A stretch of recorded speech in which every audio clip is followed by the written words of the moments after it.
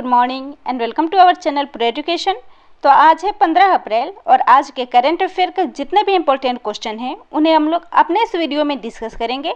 तो अगर आप चैनल पर नए हैं तो प्लीज़ मेरे चैनल को सब्सक्राइब कर लीजिए और बेल आइकन प्रेस कर लीजिए ताकि आने वाले नेक्स्ट वीडियो का नोटिफिकेशन आपको मिल सके।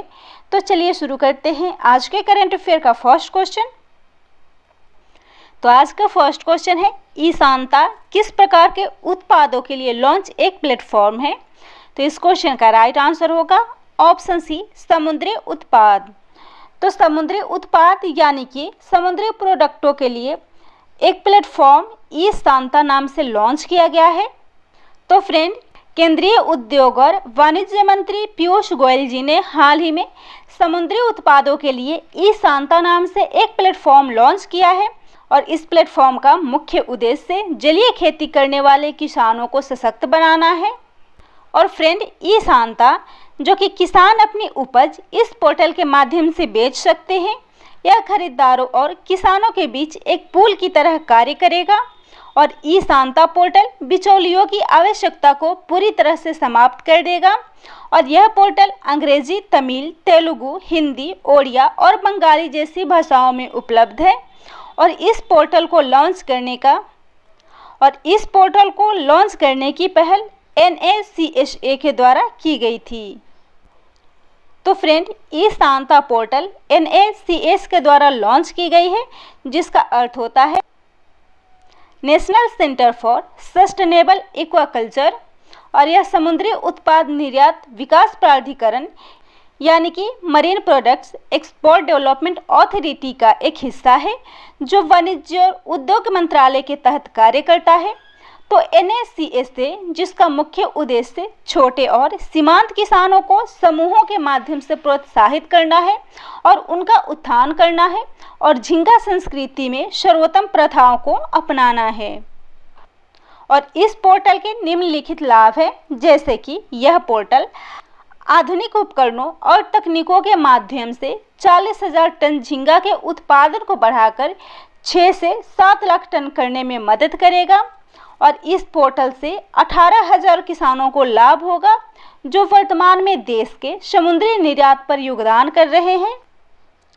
तो फ्रेंड, यह पोर्टल विशेषकर मछली उत्पादन में महत्वपूर्ण भूमिका निभाएगा। तो राष्ट्रीय मछली किसान दिवस जो कि प्रत्येक वर्ष 10 जुलाई को मनाया जाता है। अगला क्वेश्चन है, अंबेडकर जयंती हाल ही में कब मनाई गई है? तो इस क्वेश्चन का राइट आंसर होगा ऑप्शन ए, 14 अप्रैल। तो 14 अप्रैल को प्रत्येक वर्ष अंबेडकर जयंती मनाई जाती है। तो फ्रेंड, भारत में प्रत्येक वर्ष 14 अप्रैल को अंबेडकर जयंती या फिर भीम जयंती मनाई जाती है और इस दिन को अंबेडकर स्मरण दिवस भी कहा जाता है। और 2015 से 14 अप्रैल को भारत में आधिकारिक सार्वजनिक अवकाश के रूप में भी मनाया जाता है। तो इस क्वेश्चन में बात हो रही है अंबेडकर जयंती की। अंबेडकर जो कि भीमराव अंबेडकर थे और इनका पूरा नाम भीमराव रामजी अंबेडकर था।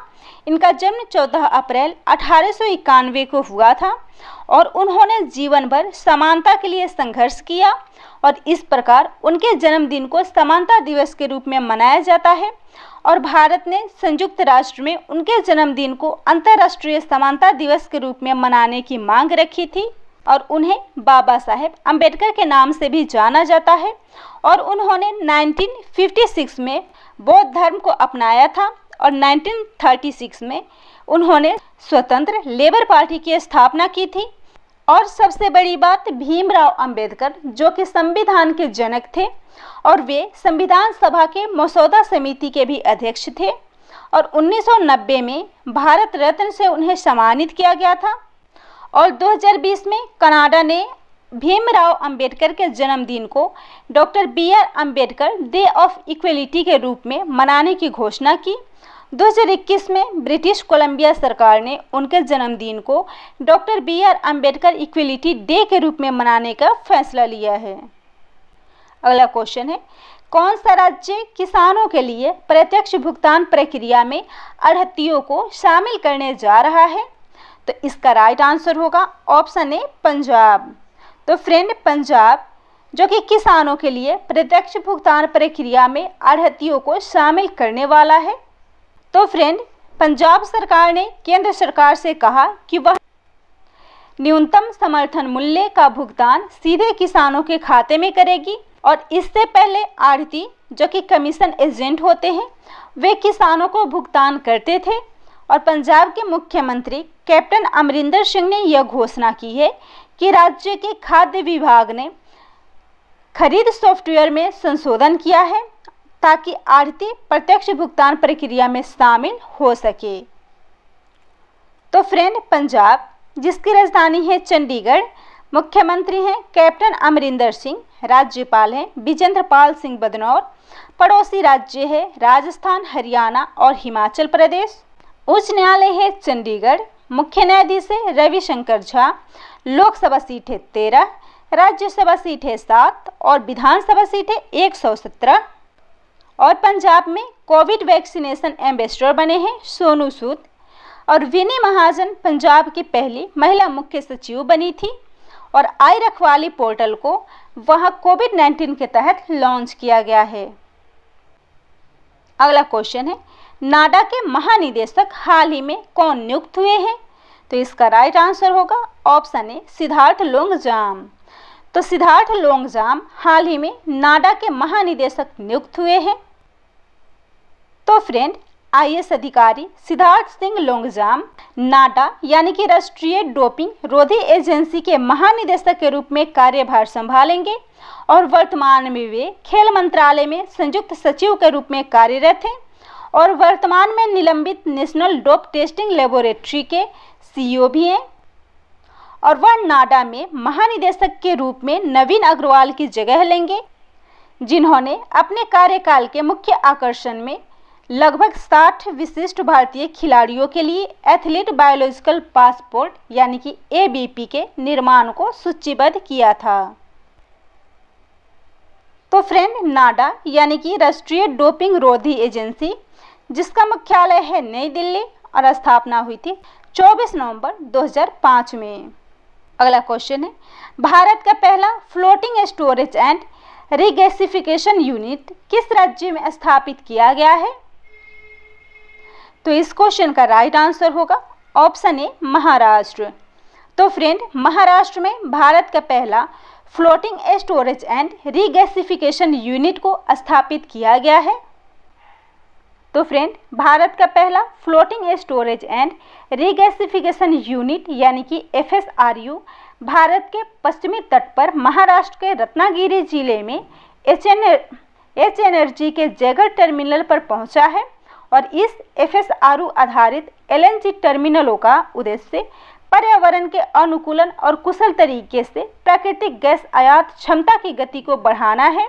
और यह बंदरगाह महाराष्ट्र का पहला 24x6 संचालित एक निजी बंदरगाह है और इसका नाम होइज जाइंट है, जो कि 56 किलोमीटर लंबी जैगर दाभोल प्राकृतिक गैस पाइपलाइन को रीगैसिफाइड LNG वितरित करेगा और जो LNG टर्मिनल को राष्ट्रीय गैस ग्रिड से जोड़ेगा।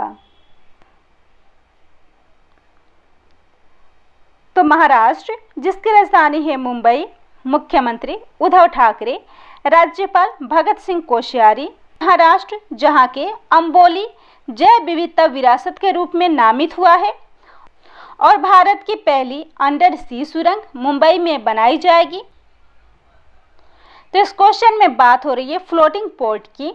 तो इस क्वेश्चन से जुड़े कुछ इंपॉर्टेंट पॉइंट्स हैं, जैसे कि भारत का सबसे बड़ा floating solar power plant Telangana में स्थापित किया गया है और सिंगापुर में विश्व का सबसे बड़ा फ्लोटिंग सोलर फार्म बनाया जा रहा है। अगला क्वेश्चन है, 6वीं रायसीना संवाद का उद्घाटन हाल ही में किसके द्वारा किया गया है? तो इसका राइट आंसर होगा ऑप्शन ए, नरेंद्र मोदी। तो फ्रेंड, भारत के वर्तमान प्रधानमंत्री नरेंद्र मोदी जी के द्वारा 6वीं रायसीना संवाद का उद्घाटन किया गया है। तो फ्रेंड, प्रधानमंत्री नरेंद्र मोदी ने वीडियो कॉन्फ्रेंसिंग के माध्यम से 2021 का रायसीना संवाद यानी कि रायसीना डायलॉग का उद्घाटन किया है। तो फ्रेंड, रायसीना संवाद 2021 वार्षिक संवाद का 6ठा संस्करण है, जो 13 अप्रैल से 16 अप्रैल 2021 तक आयोजित किया जाएगा और जो कोरोना वायरस महामारी के कारण पहली बार पूरी तरह से डिजिटल रूप में प्रस्तुत किया गया है और रायसीना संवाद 2016 के बाद से प्रतिवर्ष आयोजित किए जाने वाले भू राजनीति और भू अर्थशास्त्र पर भारत का प्रमुख सम्मेलन है। तो फ्रेंड, रायसीना संवाद और इस बार इस सम्मेलन का विषय है #viral world, outbreaks, outliers and out of control. और इस 4 दिवसीय संवाद विदेश मंत्रालय और think tank observer research foundation के द्वारा संयुक्त रूप से आयोजित की जाती है और इसमें रवांडा के राष्ट्रपति पॉल कागमे और डेनमार्क के प्रधानमंत्री मेटे फ्रेडरिक्सेन मुख्य अतिथि के रूप में इस उद्घाटन सत्र में शामिल हुए हैं। अगला क्वेश्चन है, गुइलेर्मो लासो किस देश के नए राष्ट्रपति चुने गए हैं? तो इस क्वेश्चन का राइट आंसर होगा ऑप्शन ए, इक्वाडोर। तो गुइलेर्मो लासो इक्वाडोर के नए राष्ट्रपति नियुक्त हुए हैं। तो फ्रेंड, इक्वाडोर, जिसे शाब्दिक रूप से भूमध्य रेखा का गणराज्य कहते हैं और यह दक्षिण अमेरिका में स्थित एक प्रतिनिधि लोकतांत्रिक गणराज्य है और इसके उत्तर में कोलंबिया, पूर्व और दक्षिण में पेरू और पश्चिम की ओर प्रशांत महासागर स्थित है। राजधानी है क्विटो और मुद्रा है अमेरिकी डॉलर। तो फ्रेंड, इस क्वेश्चन में बात हो रही है इक्वाडोर में नियुक्त नए राष्ट्रपति की। तो इसी के साथ और देशों के राष्ट्रपति को भी देख लेते हैं, जिसमें पहला है वियतनाम के राष्ट्रपति, जो कि हाल ही में नियुक्त हुए हैं और इनका नाम गुयेन जुआन फुंक है। कांगो गणराज्य के राष्ट्रपति बने हैं सुसो नगेशो। वेनेजुएला का राष्ट्रपति हैं निकोलस मदुरो। श्रीलंका के राष्ट्रपति मैत्रीपाला सिरिसेना। संयुक्त अरब अमीरात के राष्ट्रपति हैं खलीफा बिन जायद अल नहयान। सऊदी अरब के राजा हैं सलमान। सर्बिया के राष्ट्रपति हैं बोरिस टाडिक और सिंगापुर के राष्ट्रपति हलीमा याकूब। सीरिया के राष्ट्रपति हैं बशर अल असाद। अगला क्वेश्चन है, ICC players of the month award हाल ही में किस भारतीय क्रिकेटर को दिया गया है? तो इसका राइट आंसर होगा ऑप्शन ए, भुवनेश्वर कुमार। तो हाल ही में भुवनेश्वर कुमार को players of the month award से सम्मानित किया गया है। तो भारत के भुवनेश्वर कुमार ने मार्च में इंग्लैंड के खिलाफ हाल ही में सीमित ओवर श्रृंखला में अपने शानदार प्रदर्शन के लिए ICC player of the month award जीते हैं और भुवनेश्वर कुमार इस साल की शुरुआत में पुरस्कार पाने वाले तीसरे भारतीय हैं। तो उन्हें अंतर्राष्ट्रीय क्रिकेट परिषद यानी कि इंटरनेशनल क्रिकेट काउंसिल के द्वारा players of the month award से सम्मानित किया गया है। तो इंटरनेशनल क्रिकेट काउंसिल, जो कि विश्व भर में क्रिकेट के प्रतियोगिताओं की नियंत्रक तथा नियामक संस्था है, स्थापना हुई थी 15 जून 1909 में। मुख्यालय है दुबई, संयुक्त अरब अमीरात और सदस्य देश है 104। इसके चेयरमैन हैं ग्रेग बार्कले, सीईओ है मनु साहनी और इसके साथ ही आईसीसी द्वारा गर्ल गैंग को विश्व कप यानी कि वर्ल्ड कप का आधिकारिक गीत घोषित किया गया है। अगला क्वेश्चन है, सुप्रसिद्ध इतिहासकार जिनका हाल ही में निधन हो गया है? तो इसका राइट आंसर होगा ऑप्शन सी, योगेश प्रवीण। तो योगेश प्रवीण, जो कि एक सुप्रसिद्ध इतिहासकार थे और इनका हाल ही में निधन हो गया है। तो फ्रेंड, सुप्रसिद्ध इतिहासकार और अवध विशेषज्ञ यानी कि लखनऊ के विशेषज्ञ योगेश प्रवीण का हाल ही में निधन हो गया है और उन्होंने अपनी पुस्तकों और लेखों के माध्यम से जनता को अवध की समृद्ध विरासत और संस्कृति के बारे में जानने में सक्षम बनाया था और उन्हें 2019 में पद्मश्री पुरस्कार से सम्मानित किया गया था। और उनकी किताबों के शीर्षक जैसे दस्ताने अवध, ताजदारे अवध, बहारे अवध, गुलिस्ताने अवध, डूबता अवध, दास्तान-ए लखनऊ और आपका लखनऊ शहर के नाम से उनके लंबे चौड़े संबंध है। तो फ्रेंड, इस क्वेश्चन में बात हो रही है प्रसिद्ध व्यक्तियों के निधन की। तो इस क्वेश्चन से जुड़े करंट अफेयर के कुछ इंपॉर्टेंट पॉइंट्स हैं, जिसमें पहला है हाल ही में पूर्व हॉकी खिलाड़ी बलबीर सिंह जूनियर का निधन हो गया है और 1958 के एशियाई खेलों में रजत पदक जीतने वाले टीम के सदस्य थे। हाल ही में पाकिस्तान के मानवाधिकार आइकन IA रहमान का लाहौर में निधन हो गया है। हाल ही में कोविड-19 के कारण प्रसिद्ध शूटिंग कोच संजय चक्रवर्ती का निधन हो गया है।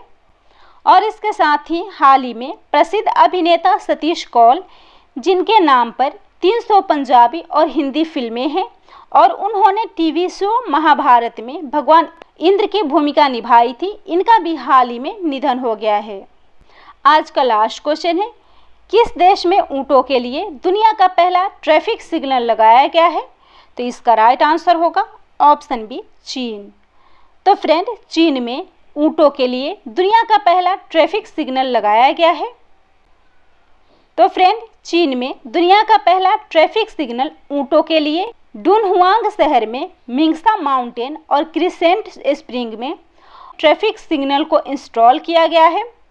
और गांसू प्रांत का यह इलाका पर्यटकों के आने के लिए मशहूर है और लोग कैमल राइडिंग का लुत्फ उठाते हैं।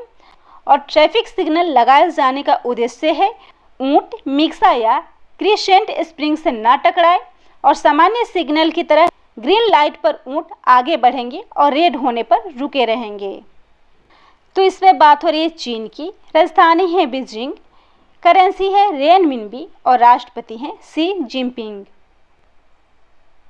तो चीन में जहां ऊंटों के लिए पहला ट्रैफिक सिग्नल लगाया गया है, तो इससे रिलेटेड करंट अफेयर के कुछ इंपॉर्टेंट पॉइंट्स हैं, जिसमें पहला है हाल ही में रूस ने जानवरों के लिए कोरोना वायरस के खिलाफ दुनिया का पहला टीका बनाया है और इस वैक्सीन का नाम कोर्निवैक है, जिसमें कुत्ता, बिल्ली, आर्कटिक लोमड़ियों, मिंक, लोमड़ियों और अन्य जानवरों को शामिल किया गया है। तो यह था आज के करेंट अफेयर का टॉप 10 इम्पोर्टेंट क्वेश्चन। अगर मेरा वीडियो आप लोग को पसंद आता हो तो मेरे चैनल को सब्सक्राइब जरूर कीजिएगा और मेरे वीडियो को शेयर कीजिएगा।